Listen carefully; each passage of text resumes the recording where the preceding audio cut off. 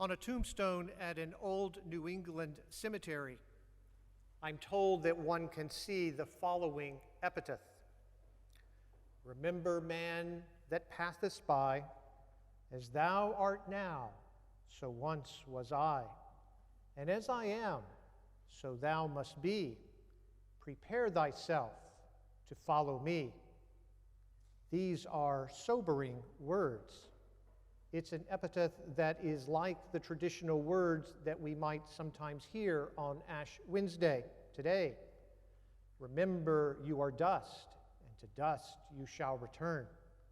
They are words that remind us of our ultimate mortality. But on the same tombstone, I've heard that the following lines have been added. To follow thee's not my intent, unless I know which way thou went. Most of us would like to know where we are going before we get there, and most of us would like to know how to get there, even if we are the type that resists asking for directions.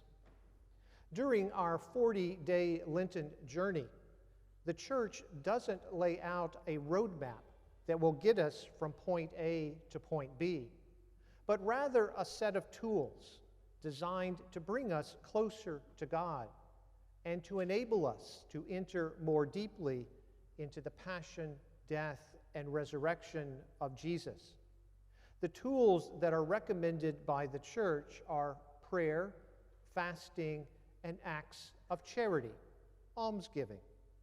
As Jesus emphasizes in our gospel reading, these are not tools intended to impress others, but rather to bring about an inner transformation that will draw us closer to God.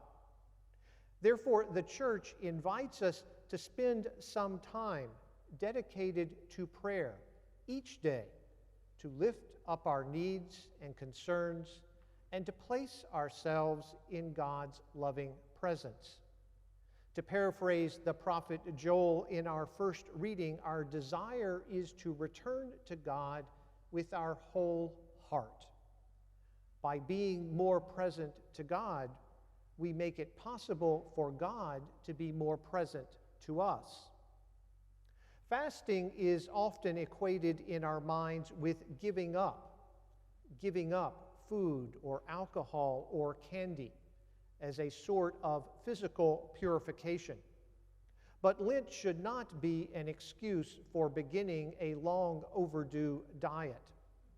Instead, fasting from food plays only a small part in the Lenten discipline recommended by the Church, and it is only recommended for those who are physically able. Perhaps the fasting that God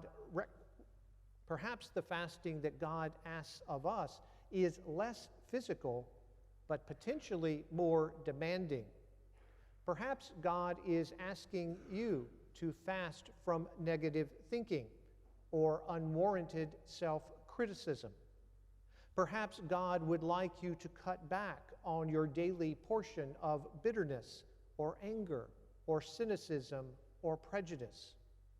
In prayer, ask God what He wants you to fast from this Lent.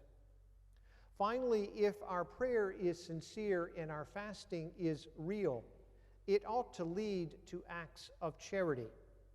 Take time this Lent to share in some practical way the faith you have in your heart with someone else. This could be something as simple as sharing a kind word with someone who is sad and depressed, or making a sacrificial contribution to assist the poor, for whom fasting is a way of life. Perhaps we could all choose to live more simply, so others may simply live. In whatever you choose, recognize that you are being called to be an ambassador for Christ now. For all Christians, our 40 days of Lenten observance should remind us of the salvation we have received in baptism and can provide a glimpse of the kingdom that we all long for. And that, my friends, is a destination that is well worth the journey. Let us pray that during this Lent we can return to the Lord with our whole hearts.